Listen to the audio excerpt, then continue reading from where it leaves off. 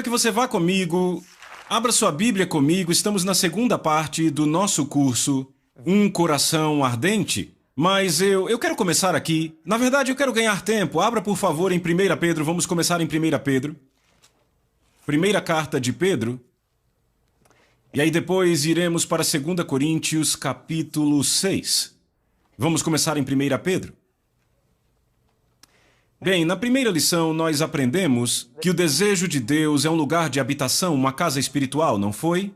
Certo, vamos ler então 1 Pedro, capítulo 2, e vamos começar do verso 4.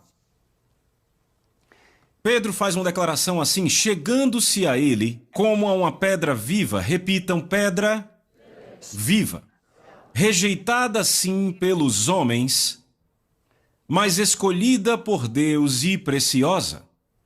Vocês também, como pedras vivas, estão sendo edificados uma casa espiritual, um sacerdócio real para oferecer sacrifícios espirituais aceitáveis a Deus por Jesus Cristo. Por isso também está contido nas Escrituras: eis que ponho em Sião uma pedra angular eleita e preciosa, e aquele que crer nela de forma alguma será envergonhado. Desta forma, para vocês que creem, ela é preciosa. Mas para aqueles que são desobedientes... Não, eu tenho que parar aqui, eu tenho que falar isso imediatamente. Veja o verso 7 de novo. Para vocês que creem, ela é preciosa, mas para os que desobedecem... Vocês percebem o contraste que ele faz entre crer e ser desobediente? Vamos lá, me digam, se estivéssemos numa aula de antônimos e escrevêssemos que o antônimo de crer é desobedecer, estaria errado, não é? Sabe por quê? No nosso idioma corrente, a palavra crer não traz a ideia de obediência. Significa reconhecer ou acreditar na existência de algo que é basicamente certo, não é assim que é? Não tem nenhuma conexão com obediência e desobediência, certo? Mas literalmente ele diz aqui que se você crê, você obedece. Se você não crê, você desobedece. Eu vou te provar isso. Coloque o seu marcador aí e vá para Hebreus capítulo 3. Eu vou te mostrar lá em Hebreus. Veja, isso nos leva a muitos erros sendo pregados nas igrejas hoje. Muito do que é feito hoje é levar as pessoas apenas a reconhecer que Jesus existe, mas Tiago diz que até os demônios creem e tremem. Ou seja, os demônios têm muito mais temor do Senhor do que muitos de nós. Então muito se tem tentado levar as pessoas a fazerem uma fórmula de oração hoje: eu creio em Jesus como meu Salvador. Certo? Mas o que Tiago está dizendo é: ei, cara, esses demônios não vão para o céu, não. Eles não vão para o céu, mas eles creem que ele existe. E é o que Tiago tenta nos mostrar. Você está vendo isso? Agora veja aqui em Hebreus. Deus afirma algo sobre os filhos de Israel. Ele diz em Hebreus 3:18, ele diz: e contra quem jurou que não entrariam no seu descanso, senão contra os que foram desobedientes. Repitam: os que foram desobedientes. Verso 19, vemos, pois, que não puderam entrar por causa de quê? Da incredulidade. Então você vê, ele diz que não obedecer também é incredulidade. Então, em outras palavras, hoje, se você crê, você vai obedecer. A evidência de que você crê é a sua obediência. A evidência da sua incredulidade é a sua desobediência. Combina perfeitamente com o que Jesus disse: pelos frutos. Bom lugar para dizer amém. Certo? Volta para 1 Pedro, estamos falando de ser uma casa espiritual. Certo? Então, vamos olhar para isso com muito cuidado. Vamos ver então, vamos continuar. Volte aí para o versículo 5. Também vocês, como pedras vivas, são edificados para a casa espiritual, sacerdócio santo. Repitam: sacerdócio. Por que somos chamados de sacerdócio? Porque os sacerdotes ministram a Deus, eles são os únicos que podem entrar na presença dele. Então Pedro está dizendo que nós somos edificados como sacerdócio. Você está acompanhando? Agora veja, eu quero continuar de onde paramos, do verso 7, que diz: portanto, para vocês que creem, ela é preciosa. Mas para os desobedientes, a pedra que foi rejeitada se tornou a principal pedra angular, pedra de tropeço e rocha de ofensa. Veja, não é interessante? Jesus é chamado de rocha de ofensa, é chamado de pedra de tropeço. Mas a forma como o pregamos na igreja atual, pelos últimos 25 anos, ele não é mais algo em que se possa tropeçar. Não, ele virou uma pedrinha que todo mundo passa por cima. Jesus disse: eu sou a rocha de ofensa, ou vocês me seguem e se quebram, ou a rocha cairá sobre vocês e vocês virarão pó. Então isso significa o quê? A palavra dele vai ser o quê? Ofensiva às vezes, porque ela vai confrontar o que há dentro de você que é contrário ao Deus Santo. E é por isso que nós, como crentes, temos que dar as boas-vindas à correção. Então veja, continue lendo aí. Verso 8. Pedra de tropeço e rocha de ofensa são estes os que tropeçam na palavra, sendo desobedientes para o que também foram destinados. Verso 9. Mas vocês são uma geração escolhida. Repitam, geração escolhida. Um sacerdócio real. Por que um sacerdócio real? Porque apenas a realeza ministra a realeza. Apenas a realeza pode entrar na presença da realeza. E tem mais, e falar em termos íntimos. Vocês estão aqui? Os servos na presença da realeza só podem ir até certo nível. Mas quando você quer uma comunhão íntima, só a realeza ministra a realeza e tem comunhão com a realeza, entendem? Certo, então sacerdócio real, agora vejam isso. Uma nação santa, o seu próprio povo especial para que vocês possam proclamar os louvores daquele que os chamou das trevas para a sua maravilhosa, repitam, maravilhosa luz. Agora notem, não é apenas a luz dele, é a maravilhosa luz dele. Sabe, eu fiz um estudo. Sabe, eu descobri que usamos as palavras de uma forma errada hoje. Eu fiz um estudo. Eu estudei 3 palavras, maravilhoso, impressionante e magnífico, ok? Quantos aqui sabem que estas palavras encontradas na Bíblia, pelo menos na versão King James, elas só se referem a uma única pessoa, Deus? Você nunca encontra essas palavras em lugar nenhum na Bíblia sem se referir a Deus e seus atributos? Maravilhoso, impressionante e magnífico. Ei, o nome de Jesus é maravilhoso. Pense nisso. Maravilhoso vem de maravilha. Impressionante, impressiona. Magnífico, de magnificar, vê? Então hoje, a gente vai assistir um filme e quando ele termina... Que filme maravilhoso, não é? A gente vai num restaurante e nos servem um hambúrguer. Rapaz, que hambúrguer magnífico! Então eu, como homem de Deus, digo, Deus é magnífico e você diz o meu hambúrguer também? Você está comigo? Então é meio que estamos perdendo a nossa habilidade de comunicar a magnificência de Deus. Ele fala da sua maravilhosa luz, não é apenas uma luz, é sua maravilhosa luz, você já vai ver. Bem, vamos rever aquilo do que estamos falando. Vá comigo para Êxodo, capítulo 19, e eu vou fazer uma revisão enquanto você encontra. Êxodo 19, vamos continuar de onde paramos na última lição. No livro de Êxodo, capítulo 19, eu quero fazer uma revisão aqui. Nós lemos em 2 Coríntios também, capítulo 6, que Deus diz, eu tenho uma promessa para vocês, como o meu povo. Habitarei em vocês, andarei no meio de vocês, eu serei o seu Deus e vocês serão meu povo, certo? Portanto, ele diz, saiam do meio deles e se separem, certo? Não toquem no que é impuro e eu receberei vocês. Ou seja, ele está dizendo, se vocês saírem do meio deles, e quem são eles? Ele está falando das trevas. Agora deixa eu dizer isso. O que Deus está dizendo aqui é que você não deve almoçar com pecadores. Não, 1000 vezes não. Deus disse, ide por todo mundo, você deve sim almoçar com pecadores. Você está comigo? Você deve ir a esses lugares, para quê? Para alcançá-los. Jantar com eles, convidá-los para a sua casa.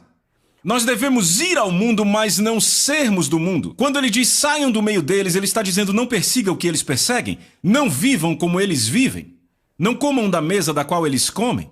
Vocês comem da mesa de Deus, eles comem da mesa de demônios. Eles vivem para si mesmos, vocês vivem para servir, estão acompanhando. Saiam do meio deles, não tem nada a ver com a forma como você se veste, ou como você usa o cabelo, ou nada desse tipo. Fala da sua motivação para a vida, para quem você está vivendo, ok? Saiam do meio deles e se separem, e eu os receberei. Muita gente, quando lê esses versículos em 2 Coríntios, porque Paulo diz, tendo estas promessas, sabe, são promessas maravilhosas, nos purifiquemos. Tem muita gente que não entende do que ele está falando porque não entendem a história inteira. Vamos falar da história então. Veja, em Êxodo 29, verso 46, Deus faz a seguinte declaração. Ele diz a Moisés, e saberão que eu sou o Senhor seu Deus que os tirou da terra do Egito. Vejam isto, vejam aqui, para habitar no meio deles. Vocês ouviram isso? Êxodo 29, 46, Deus diz a Moisés, eu os tirei da terra do Egito para habitar no meio deles. Lembra o que Deus disse? Habitarei com vocês e andarei em seu meio. É algo que ele vem dizendo. Então, Êxodo 19, vamos começar do verso 3. Moisés deixa o povo ao pé do monte. E lemos aqui, subiu Moisés a Deus e do monte o Senhor o chamou e lhe disse, assim falarás à casa de Jacó e anunciarás aos filhos de Israel. Certo? Agora então deixa eu falar algo e eu quero que você entenda isto. A mensagem que Deus dá a Moisés aqui era apenas para os levitas. Eu não ouvi todos. Não. Ele disse, esta é a mensagem para todos de Israel que saíram do Egito. Para falar a verdade, não havia nem sacerdote ainda. Certo? Ainda não tinham começado? Deus disse, este é o meu desejo para cada um dos 3 milhões que saíram do Egito. Veja o que ele diz, verso 4. Tendes visto o que eu fiz aos egípcios, e como vos levei sobre asas de águia, e vos trouxe a mim mesmo. Foi aí que paramos na última lição. Deus disse, eu trouxe vocês para mim mesmo. Bem, marque aí na sua Bíblia, sublinhe e escreva. O propósito inteiro de você ser salvo foi Deus trazer você para Ele mesmo. Eu lembro lá atrás,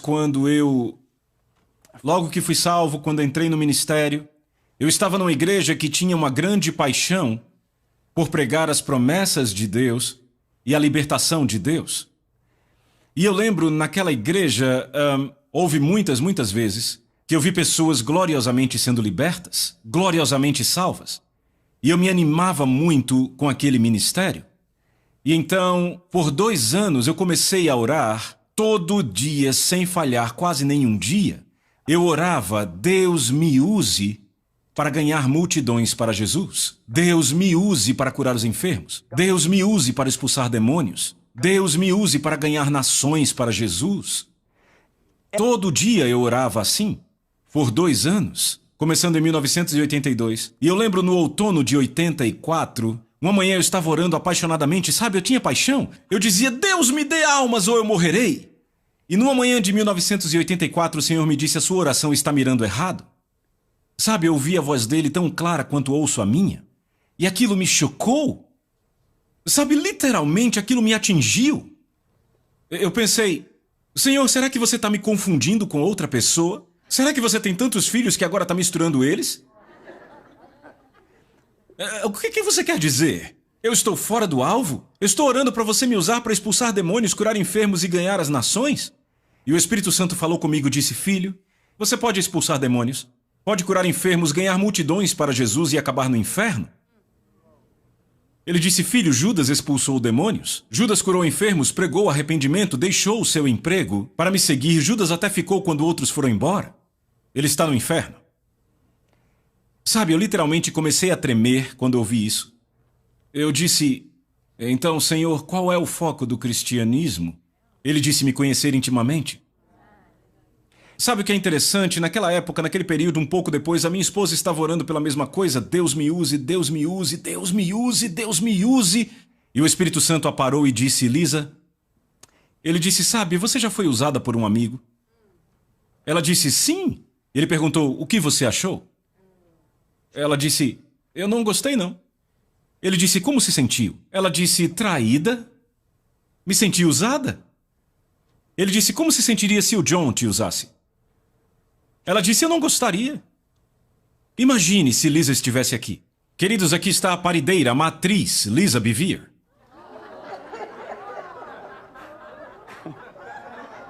Ora, vamos lá. Temos 4 filhos, 2 estão sentados ali. E eles são bonitões, hein? Uma boa ninhada. Sabe, eu subi bem o padrão, eu foquei em subir o padrão da minha posteridade, da minha ninhada aqui, porque eles parecem com a mãe, por isso que eles são bonitões. Vocês estão aqui?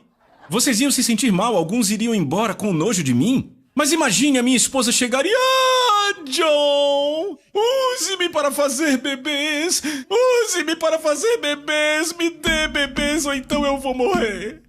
Você ia olhar? Qual é o teu problema, mulher?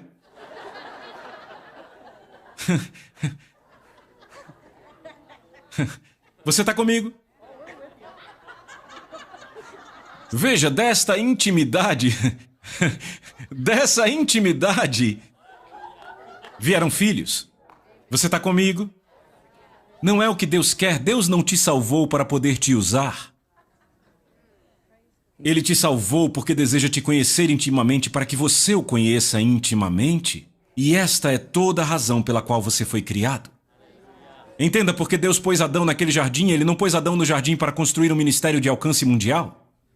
Ele pôs Adão no jardim para andar em comunhão íntima na viração do dia. E sabe, ele teve um tataraneto, Enoque, E um dia Enoque vai para o seu tataravô Adão. Adão, como era no jardim? Mas peraí, como é que ele ia falar com tataravô dele? É muito simples. Quando se vive 930 anos, não é difícil falar com tataraneto, entendem? Adão tinha só 600 e poucos anos quando Enoque nasceu. Mas quando Enoque tinha 60 e poucos anos, vai até Adão e diz como era o jardim. E deixa eu dizer algo aqui. Todos os parentes já sabiam, não falem do jardim com Adão. Ok? Nem entrem nesse assunto. Mas Enoque tinha tanta fome que quando fez 60 e poucos ele me conta como era. E Adão, Enoque, eu andava com ele. Demos nome a 5 bilhões de espécies de animais, ele trazia para mim, conversávamos, mas a escolha final era minha. Ele disse, ele me mostrou como equilibrou perfeitamente a Terra. Me mostrou como equilibrou o sistema eletromagnético, a força gravitacional e como configurou o universo. Ele até falou da semente, de como a semente dá fruto segundo a sua espécie. E Enoque ouvindo, e eu quero isso, eu quero isso. E a Bíblia diz que quando Enoque tinha 65, ele começou a andar com Deus. E sabe o que a Bíblia diz? Que ele andou numa intimidade tal com Deus, ele agradou tanto a Deus, que Deus o tomou quando ele era só uma criança, 365 anos. Vamos, você sai daqui agora. Ele disse, tá bom, vamos embora daqui. Agora o que é maravilhoso é que Enoque era um grande profeta. Ele foi o primeiro a profetizar a volta de Jesus com milhares e milhares de santos. Sabe, Judas cita ele. Se você ler o livro de Enoque vai entender porque Judas citou, mas você leu o livro? Ora, você não leu um livro do Oral Roberts? É uma leitura suplementar, entenda, ele era um homem, certo? Mas o que é interessante é que Judas cita o livro dele. Isaías cita. Mas Deus o tomou não por causa do ministério profético dele, mas por causa da sua caminhada íntima com Deus. Ele tocou no que Deus depois liberaria. Deus o tomou porque ele disse, rapaz, eu quero ter intimidade com você. Então veja isso, é maravilhoso. Na versão King James ele diz no verso 5, agora portanto se realmente obedeceres a minha voz, repitam, obedecer. Repitam, obedecer. Tem gente que negligencia essa palavra. Não é assim não. Não é apenas uma palavra. Não como muitos pensam. Tem algo que acompanha a obediência e vamos aprender muito sobre isso. Mas ele diz, se obedeceres a minha voz e guardares a minha aliança, então vocês serão um tesouro especial para mim. Eu amo isso. Acima de todos os povos, porque a terra é minha. E aí o verso 6, vós me sereis reino de sacerdotes e uma nação santa. Ora, de onde Pedro tirou aqueles termos? Ele disse sacerdócio real, não foi nação santa? Ora, Deus já vinha falando isso há muito tempo, estamos começando a entrar no drama.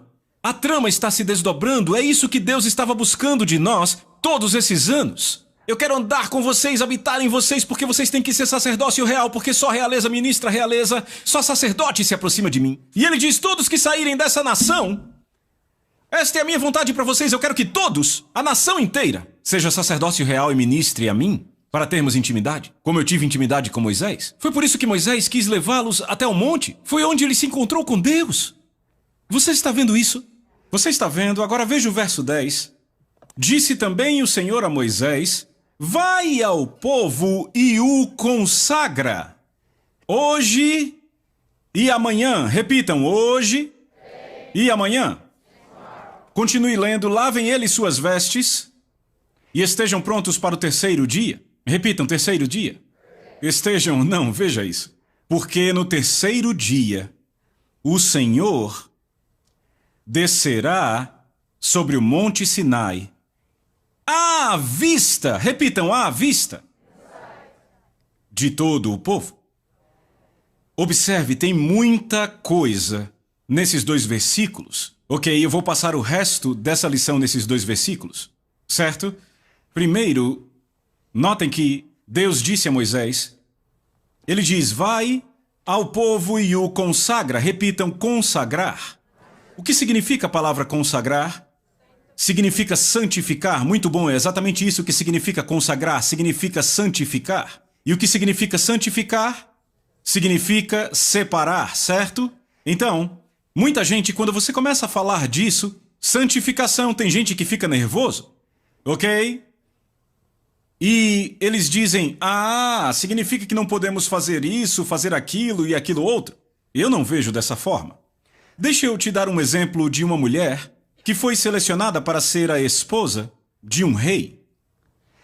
Se uma mulher era selecionada naquela época para ser esposa de um rei, sabe o que acontecia? Ela era tirada das ruas, levada para o palácio e servida por eunucos. Você lembra de Esther? Estão acompanhando? Eles a preparavam para a união dela com o rei. Ela não podia mais, ou não iria mais, viver a vida como as mulheres lá fora nas ruas daquele reino. Mas ela alegremente diz: eu não quero mais viver aquela vida das ruas, porque ela sabe que ela terá tudo do rei na sua câmara. Ninguém das ruas terá intimidade com o rei na câmara. Ela será a pessoa mais próxima a ele. E ela diz com alegria: claro que eu deixo isso por aquilo. E é exatamente o que Deus quer dizer quando diz: santifiquem a vós mesmos. Eu quero que vocês se separem para mim, para termos intimidade. Então o que Deus basicamente está dizendo aqui é o seguinte: eu libertei vocês do Egito, agora vocês tiram o Egito de si mesmos. É o que ele está dizendo. Agora, note que ele diz para fazerem isso, ele diz: lavem eles suas roupas. Repitam: lavem as suas roupas. Coloque um marcador aí. Volte para 2 Coríntios capítulo 7. Eu vou mostrar como tudo se conecta. 2 Coríntios capítulo 7, por favor. O final do capítulo 6, o capítulo anterior, diz: habitarei e andarei no meio deles, serei o seu Deus e eles serão o meu povo. Esta era a promessa, certo? Certo? Capítulo 7, verso 1. Portanto, tendo essas promessas, que promessas? Deus habitando em nós, andando entre nós, certo? Sendo nosso Deus e nós o seu povo. Vejam isso, então purifiquemo-nos. Repitam: purifiquemo-nos. Digam de novo. Mais uma vez. De toda a impureza, de alguma impureza, não, de toda a impureza, tanto da carne como do espírito. Lembra do que ele disse: lavem suas vestes? O que Paulo está dizendo aqui é a mesma coisa. Vocês se purificam de toda a impureza, tanto da carne quanto do espírito. O que Deus queria dizer quando disse a Moisés: lavem suas vestes? Eles ainda tinham impurezas do Egito? Era tipo: livrem-se da sujeira do Egito em vocês, certo? O que Deus está nos dizendo é sua responsabilidade se purificar. Eu te livrei do mundo, agora você se livra do mundo, as suas vestes naturais e espirituais. Note, ele não diz que o sangue de Jesus vai te limpar. Tem um monte de balãozinho de dúvida aí. Eu disse: você notou que ele não disse que o sangue de Jesus vai te limpar? E você diz: você está nos dizendo então que o sangue de Jesus não nos limpa? Não, eu não disse isso. Eu não disse isso. Mas deixa eu te dizer por que temos um impasse aqui nesse momento, certo? Porque estamos confundindo a obra da justificação com a obra da santificação. E você diz: não, agora eu fiquei confuso. Já falamos de santificação, certo? Vamos falar então de justificação? A obra da justificação foi feita no Calvário e você recebe a justificação no momento que recebe Jesus como seu Senhor. Porque quando você recebe Jesus Cristo como Senhor, o velho homem no seu espírito morreu e um novo ser foi criado e você nasceu, certo? Você se torna uma nova criatura, um novo coração, um novo espírito Deus pôs em você, a imagem e semelhança de Deus, certo? Mas no momento em que você foi justificado, naquele momento começa a obra da santificação e aí o que foi feito por dentro tem que ser externalizado. Agora ouçam, a obra da justificação nós recebemos como um dom. Você não faz nada para conquistá-la, certo? Mas na obra da santificação temos uma parte. É uma cooperação. Veja, aqui está o problema. Na igreja temos dois extremos. Lá atrás, na década de 60 e 70, vimos o legalismo. Repitam: legalismo. Rapaz, eu odeio isso, certo? E aí muita gente pensa: você cresceu nas antigas Assembleias de Deus, igrejas pentecostais. Não, eu cresci na católica. Certo, eu participava de fraternidade na escola. Então eu não conheço muito sobre legalismo, eu não participei disso, você entende? Mas eu conheço pessoas que vieram do legalismo e elas, a simples menção da palavra santificação, elas já se encolhem. Sabe por quê? Porque tem um provérbio antigo que diz que gato escaldado tem medo até de água fria. Se você escalda um gato com água fervente e depois traz a água fria para ele se refrescar, ele vai ter medo. E é exatamente o que acontece com pessoas que sofreram com o legalismo. Sabe, se você pensa um pouco, não, se coloque no lugar do diabo, o que você poderia fazer para tentar afastar as pessoas da intimidade com Deus? Você vai perverter tudo que é importante? E é exatamente o que ele tem feito nos últimos 15, 20 anos. Ok? Certo, vamos olhar aqui para a fé então. Tem pessoas hoje que são contra a fé, imagine, contra a fé, porque algumas pessoas foram a extremos com isto. Porque, sabe, esses dias eu estava falando com pastores e eu disse, o movimento da palavra da fé foi algo que veio do céu. Você está comigo? Sabe, muita gente foi salva por causa da palavra da fé e eu sou um deles. Ok, foi um mover de Deus nos Estados Unidos, muita gente foi salva, certo? Mas algumas pessoas foram bem ao extremo. E aí muita gente chegou ao ponto, não, eu não sou da palavra da fé, isso é uma seita, é contra a Bíblia. Mas a Bíblia diz que sem fé é impossível agradar a Deus. Por que alguém não gostaria de fazer parte de algo que é a única forma de agradar a Deus? Agora entenda, se você fosse o inimigo, e a Bíblia diz que sem santidade, sem santificação, ninguém verá o Senhor. Então o que você faz? Arranja uns pregadores mal intencionados, e o diabo põe essas pessoas para bater nas ovelhas. Tudo que vocês fizeram, você entende? Agora você tem que usar um coque, tem que usar um véu, tem que se vestir como um judeu, talvez até não possa mais fazer as pernas. Você sabe, esse tipo de coisa, de usos e costumes que se fazia. Isso não é santidade, você sabe disso, certo? E o homem se gabando, não, eu nunca vou me divorciar, e deseja toda mulher que passa, e pratica o que condena e a tragédia está a caminho. Você entende do que eu estou falando? E esse monte de má intenção faz as pessoas terem medo da santidade, porque apanharam da coisa legalista, entende? E aí quando falamos de santidade, elas se encolhem. Não se encolha, sem santidade ninguém verá a Deus. Então esse é um extremo na igreja que é o legalismo, certo? E aí vamos ao outro extremo que é mais comum nas igrejas hoje em dia, que é o seguinte, não, os cristãos não são em nada diferentes dos pecadores, só somos perdoados. E aí nós nos absolvemos de toda e qualquer responsabilidade de nos limparmos. Pessoal da presbiteriana que está aí, entenderam isso? Vocês estão comigo?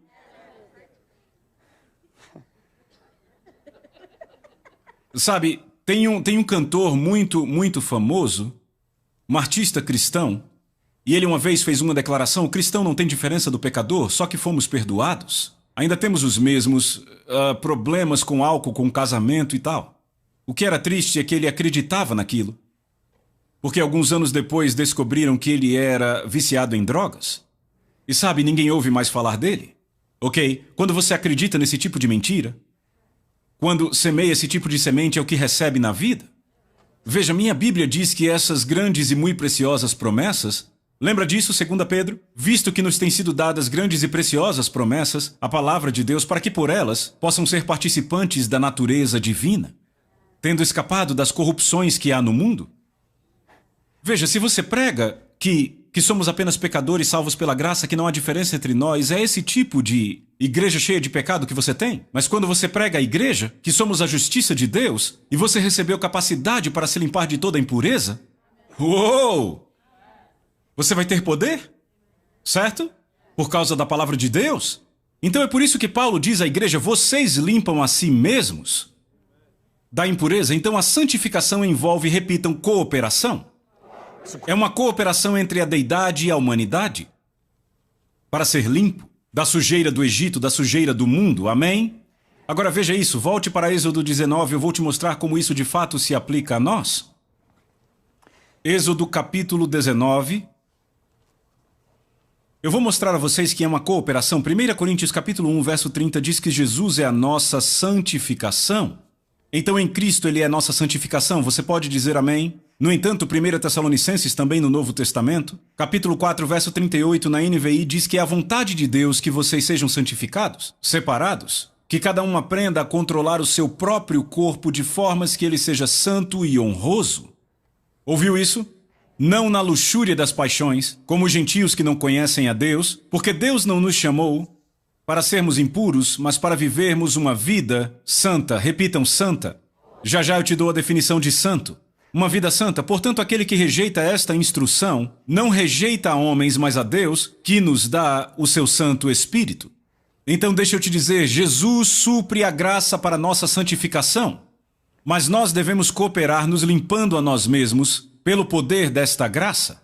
Você pegou isso? Quer que eu diga outra vez? Jesus supre a graça para nossa santificação, mas nós devemos cooperar limpando a nós mesmos pelo poder desta graça. E mais pra frente eu vou falar sobre isso.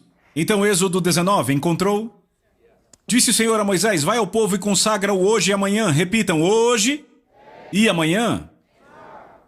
Lavem eles suas vestes. Então agora você vê a correlação entre 1 Coríntios 7, verso 1 e isso aqui, certo? Certo? E estejam prontos para o terceiro dia. Repitam, terceiro dia. Porque no terceiro dia o Senhor descerá no Monte Sinai à vista de todo o povo. Então, isso é profético, fala conosco, não só com eles. Quantos sabem que um dia para o Senhor são 1000 anos? 2 Pedro 3, verso 8 diz... O quê? Não deveis esquecer que para o Senhor um dia é como 1000 anos e 1000 anos como um dia, ou seja, um dia do Senhor vale 1000 anos nossos. Ele diz, consagra-o hoje e amanhã. Quantos dias aqui? 2. Vamos, fale comigo. São 2 dias, certo? Não é? Quantos anos fazem desde que Jesus ressuscitou dos mortos? Ok, estamos no final do segundo milênio, porque ele foi ressuscitado cerca de 28, 29 DC, porque lembre, Tito destruiu os registros de Jerusalém, quando destruiu Jerusalém em 70 a.C., mas cremos que foi entre 28 e 29 depois de Cristo, então estamos bem no fim do segundo dia. Então olha o que ele diz, vai ao povo e consagra-o hoje e amanhã, certo? E estejam prontos para o terceiro dia. O que é o terceiro dia? É o terceiro milênio. O que é este terceiro dia? É o que a Bíblia chama de milênio, é o reino milenar de Cristo, onde ele reinará sobre essa terra com toda a glória. Porque veja o que ele diz, porque no terceiro dia o Senhor descerá sobre o Monte Sinai à vista de todo o povo. Então o que Deus está nos dizendo, nesses últimos 2000 anos, a sua responsabilidade é se santificar ou purificar de toda imundície da carne e do espírito em preparação para a minha glória. Vá para o livro de Oséias, porque eu te digo, a próxima lição vai ser de você sair gritando. Porque na próxima lição, vamos tratar de quando ele for descer. E você vai amar. Livro de Oséias. Certo, Oséias 6:1 diz o seguinte... Vinde e voltemos ao Senhor. Esta é a mensagem de um verdadeiro profeta, sempre chamando as pessoas de volta ao coração de Deus. Vinde e voltemos ao Senhor, porque Ele despedaçou e nos curará, feriu e nos atará. Agora veja o verso 2. Depois de 2 dias, depois de 2000 anos, Ele nos avivará. Prepare-se para o maior avivamento dos últimos 2000 anos. Estamos prestes a entrar nisso. Sabe o que Deus me disse? 17 anos atrás, enquanto eu orava, o Senhor me disse, filho, o que você verá durante a sua vida vai fazer o livro de Atos parecer conto infantil? Ele disse, a glória do meu filho será 7 vezes maior. Nestes dias vocês viverão o que não viveram no livro de Atos. Eu disse, Senhor, Atos é bem pesado. Eu disse... Eles estavam escondidos no cenáculo, não tinham nem encontro planejado, 3.000 salvos, um pouco depois no templo, 5.000 salvos antes mesmo de fazerem o apelo. Foram presos. E aí oraram e o prédio tremeu. E aí teve uma oferta e teve gente caindo morto. E aí depois saíram dessa oferta onde teve gente morrendo, andavam pelas ruas e pessoas eram curadas. É meio como todos os pastores andando pela cidade e as pessoas levantando curadas. Sabe, eram cidades se convertendo. E eu pensei, graças a Deus, sabe, a quantidade de pessoas antigamente era diferente, mas e quanto ao que vivemos hoje? A Bíblia diz que no espaço de 2 anos toda a região da Ásia ouviu a palavra do Senhor. Cada pessoa que vivia na Ásia naquele tempo em 2 anos ouviu a palavra, não tinha satélite. Não tinham, ouça, não tinham televisão, não tinham rádios, não tinham bíblias, não tinham sequer bicicletas. Eu disse, isso é pesado. Eu disse, Senhor, me prove, e o Senhor me disse... Eu não disse que o melhor vinho é para o final. Não disse que a glória da última casa seria maior do que a da primeira. Eu não disse que daria chuvas temporãs moderadamente. Ele disse, Atos é moderado comparado ao que vou fazer. Ele disse, eu não disse que o fim é melhor do que o começo. E você vai e olha no livro de Isaías, Isaías capítulo 30, e descobre que Deus diz que nos últimos dias, quando o povo se livrar dos ídolos, diz que Deus faz começar a chover, e quando começa a chover, ele diz que o sol brilhará 7 vezes mais. Deixa eu te dizer, quando chove lá fora em Chicago, o sol depois não brilha 7 vezes mais? Ele não está falando do natural, está falando do que vai acontecer espiritualmente. A glória de Jesus será 7 vezes maior do que no livro de Atos. Porque quando um ladrão é pego, ele deve restituir 7 vezes mais, e os céus devem receber Jesus até os tempos da restauração de todas as coisas. Você entendeu? Eu disse, você entendeu? Agora vejam isso. Vinde, voltemos ao Senhor, porque Ele despedaçou e nos curará, feriu e nos atará, após 2 dias nos avivará. Prepare-se, eu disse, aonde estamos indo nunca estivemos. Ao terceiro dia nos avivará e viveremos à sua vista. Repitam, à sua vista. Lembra, Deus disse, eu descerei à vista de todo o povo? Então estamos aqui na era da igreja, prestes a tê-lo o quê? Revelando a si mesmo, vindo em sua glória à nossa vista. Assim como eles estavam depois de 2 dias naturais de purificação, prestes a tê-lo à sua vista. O que é que Oséias nos diz? Veja, verso 3. O que precisamos fazer, conheçamos e prossigamos em conhecer ao Senhor, porque a sua vinda é tão certa quanto amanhã. O que ele está dizendo, a segunda vinda de Jesus é tão certa quanto amanhã. Não importa o quanto você ora, o quanto você jejua, o quanto você dança ou faz qualquer coisa, você não consegue mudar o tempo da vinda do Filho. E o que ele está dizendo é: Jesus está vindo, quer você esteja pronto ou não. E ele está vindo em sua glória, é bom você estar santificado e pronto para a sua vinda. Porque deixa eu te dizer, Israel realmente acreditava que estava pronto. Eles disseram: quer saber, vimos os seus milagres, ele nos beneficiou. Amém, ele mandou o nosso café da manhã vir do céu, o café da manhã dos campeões, baby. Nós passamos com ele por aquele culto de cura, o Cordeiro Pascal. Nós andamos no mar dividido a pés secos, no meio de 2 colunas de água, e nós vimos aquele poderoso exército morrer.